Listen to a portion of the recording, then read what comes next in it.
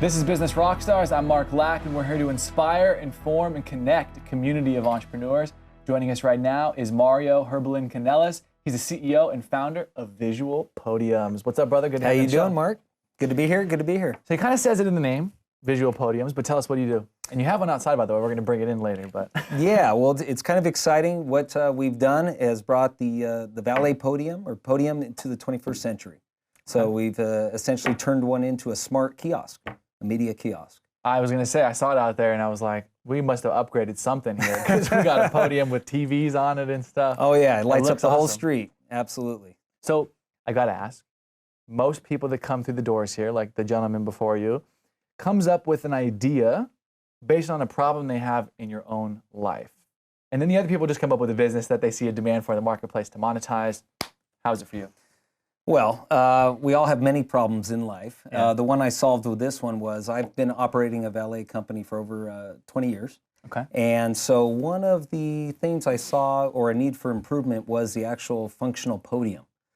They've been the same for 80, 100 years, made out of wood, made out of metal, static sign, boring. Not capitalizing on the Correct. the real estate property, so to speak. Correct. Just standalone device. It's doing its job, but it can do more. Not only that, lack of lighting and safety features that a valet attendant needs, or people driving up need at night, or dealing with cash and whatnot. So what I did was, late one night, at the end of the week, I was looking at my graveyard of podiums, that broken casters, hinges falling off. I said, what do I do with these things? Yeah. And so a couple IPA later, good IPAs, mind you, I come from San Diego, so some good IPAs. I came up with a concept of turning them into media kiosks, essentially making them digital, and being able to play the content that you need. One for operations of a valet kiosk, and also to promote services and product.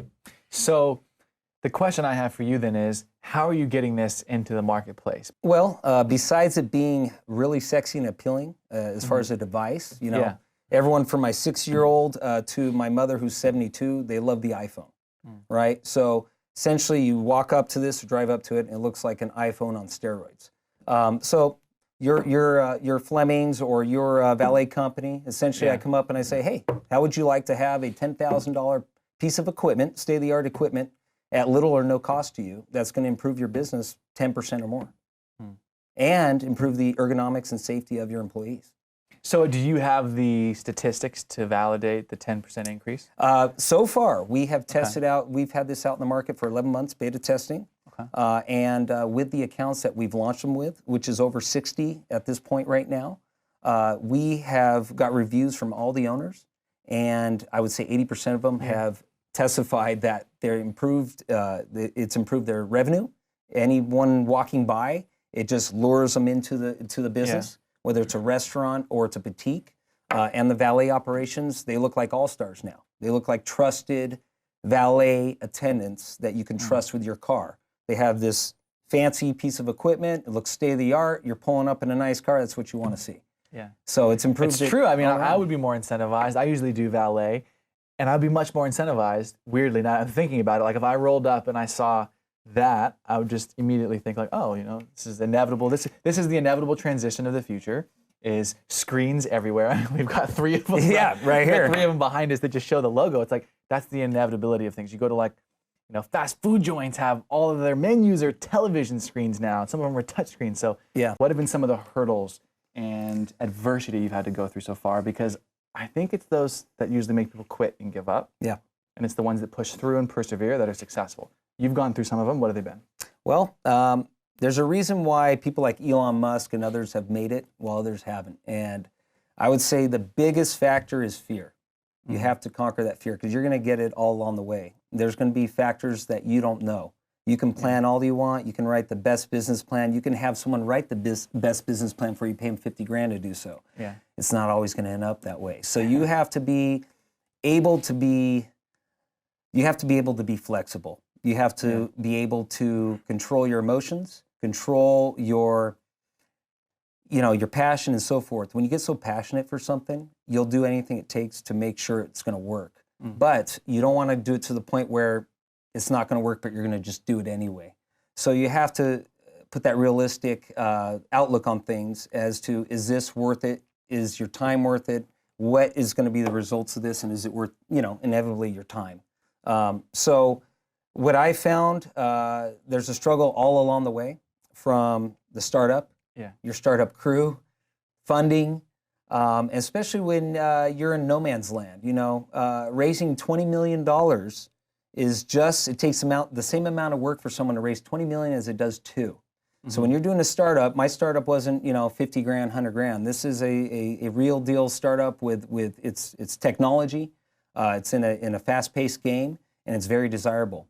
So with that, it has to move fast, and it has to have a lot of money put in. So we're already at the point where we put a couple $1 million into this project, and we foresaw that. But getting there is another story. What was it like going from being somebody who's managed different valets to then having a disruptive product that's going to potentially change the whole valet industry and having people trust you with millions of dollars?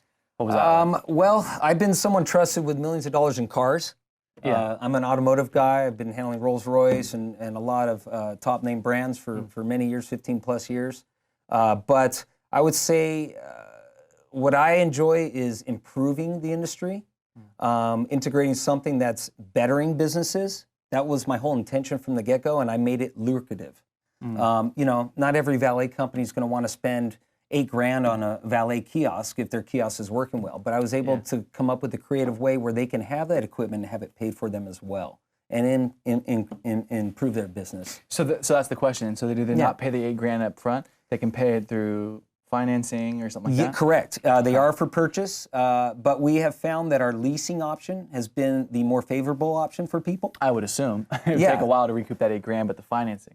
Exactly, and not only that, it's technology. So the latest and greatest, there's improvements along the way with technology, and we do that upgrading. It's included in our lease. Part of the leasing? Yes, part of the lease package and the technology, the tech support, and so forth. What is the leasing, by the way, the option?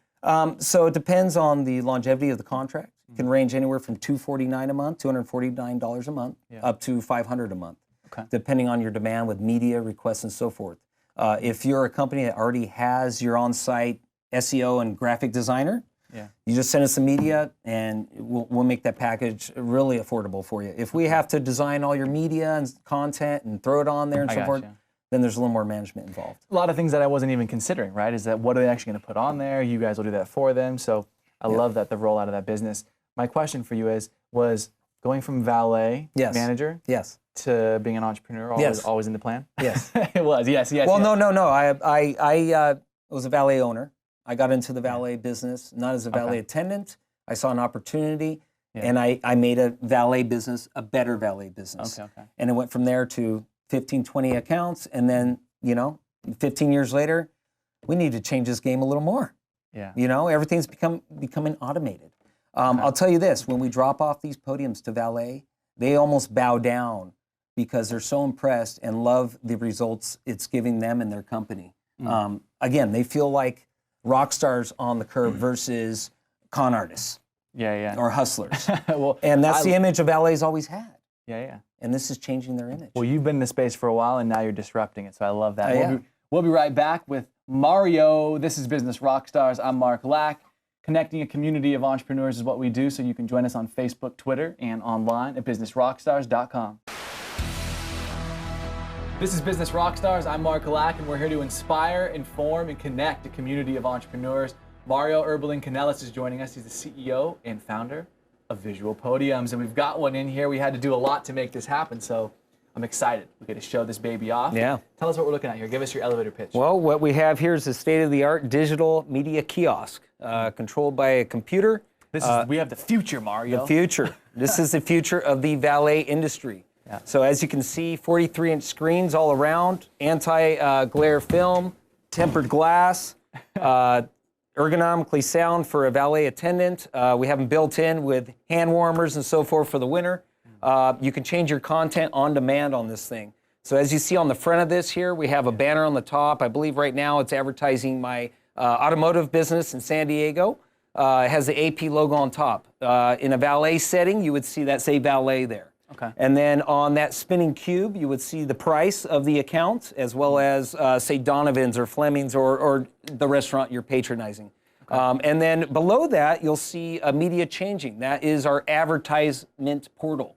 So that'll mimic on the sides as well. So you have two sides and the bottom portion for advertisement. So let's talk about the costs. Yes. I look at this thing and I imagine that, there's obviously some heavy costs associated with this. Yes. But I know we talked about the margins and the business model. Let's talk about that.